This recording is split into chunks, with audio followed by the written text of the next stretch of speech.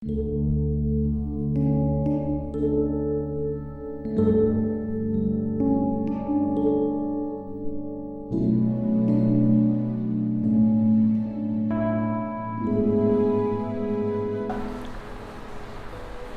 Tuhan, kita jumpa lagi pada hari Rabu tanggal 6 Januari 2021. Hari ini saya akan membaca Markus pasal yang pertama ayat 35.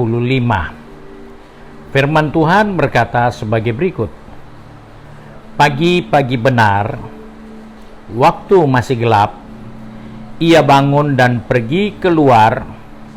Ia pergi ke tempat sunyi dan berdoa di sana. Puji Tuhan. Kembali kita mengingat apa yang dibuat Yesus di saat dia ada di dunia ini untuk melakukan tugas pelayanan dan menyelamatkan manusia. Dia adalah anak Allah yang datang ke dunia ini, dan dalam keberadaannya dia menunjukkan kepada kita bagaimana dia sangat membutuhkan komunikasi dengan Bapa di surga. Sebab itu dikatakan pagi-pagi benar, waktu masih gelap, ia bangun dan pergi keluar. Ia pergi ke tempat sunyi dan berdoa di sana. Apakah Yesus tidak bisa berdoa di tempat yang ramai? Bisa saja. Tetapi Alkitab menceritakan dia pergi ke tempat yang sunyi dengan tujuan tentunya tidak perlu orang banyak terganggu kalau dia sedang berdoa. Karena dia bebas berbicara kepada Bapa di surga, dia bebas membangun komunikasi dengan Bapanya tanpa perlu merasa ada orang yang terganggu ketika dia mengucapkan kata-kata kepada Bapa di surga. Saya teringat di saat saya berada di sekolah Alkitab, saya sangat diberkati melalui seorang hamba Tuhan yang berkhotbah di sekolah kami dan mengingatkan kepada kami bahwa Tuhan itu selalu mau membangun hubungan komunikasi dengan kita. Sebab itu, dia katakan, apa yang kau mau minta, minta saja. Dia tidak melarang kita meminta sesuatu yang dia tidak bisa penuhi. Tetapi dia ingatkan, di dalam membangun komunikasi dengan Bapa di surga, silakan minta apa saja. Tidak ada yang dilarang.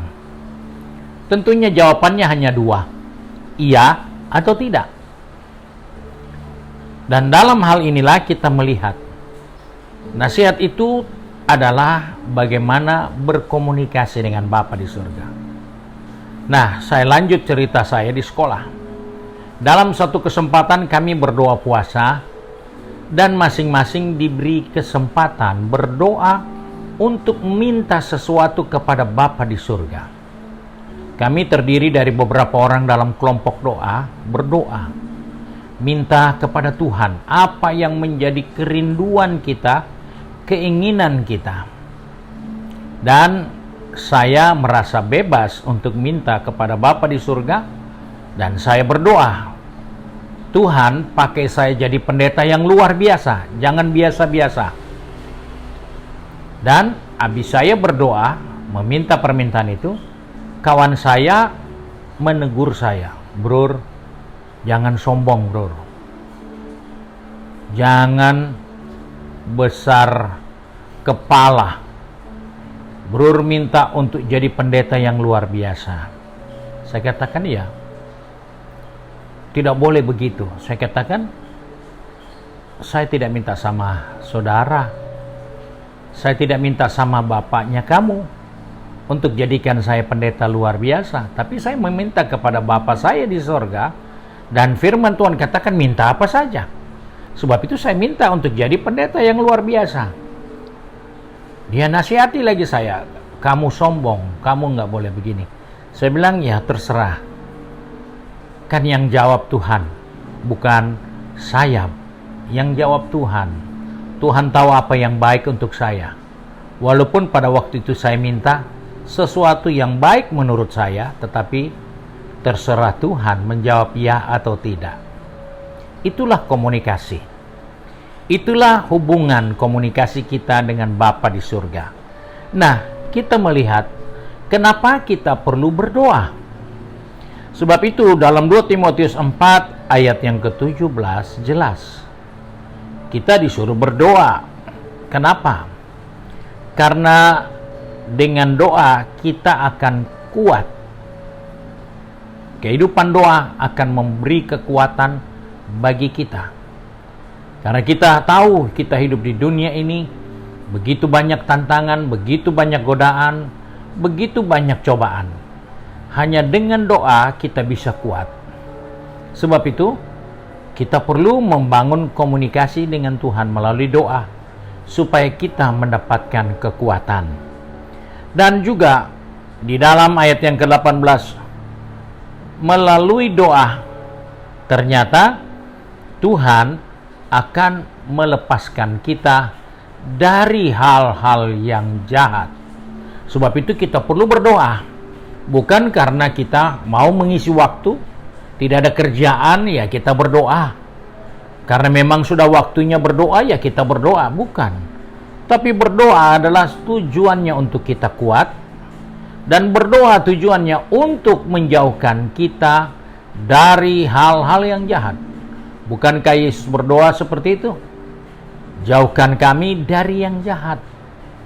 Berarti doa adalah komunikasi kita untuk menolong kita sendiri agar kita lepaskan diri kita dari hal-hal yang jahat.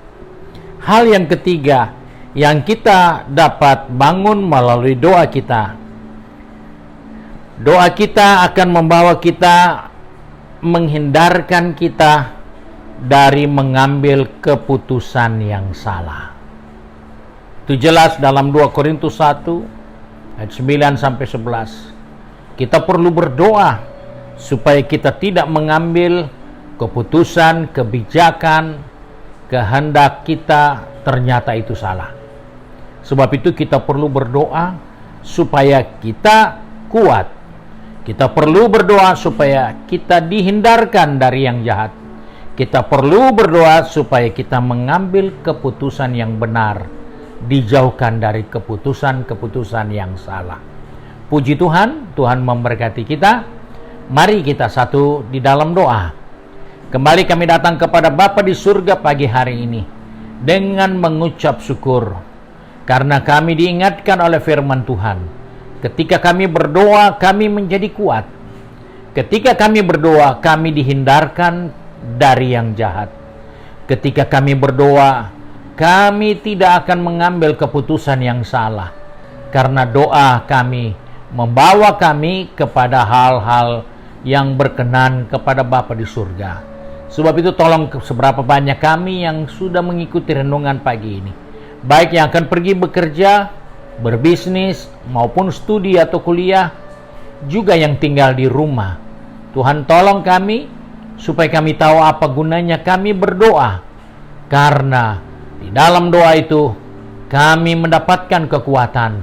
Kami dihindarkan dari yang jahat. Bahkan kami dihindarkan dari keputusan-keputusan kami yang salah. Sebab itu kami bersyukur untuk berkat-Mu sepanjang hari ini.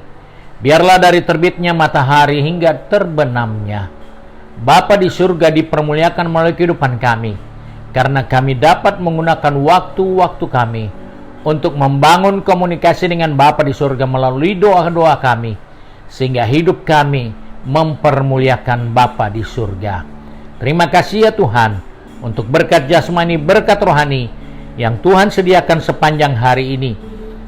Sebab itu kami berdoa hanya di dalam nama Tuhan Yesus Kristus, Juru Selamat kami, majikan kami yang baik dan setia. Haleluya. Amin. Puji Tuhan.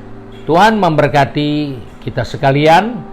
Dan jangan lupa yang belum di-subscribe, tolong subscribe supaya saudara mendapatkan renungan setiap hari. Tuhan Yesus memberkati.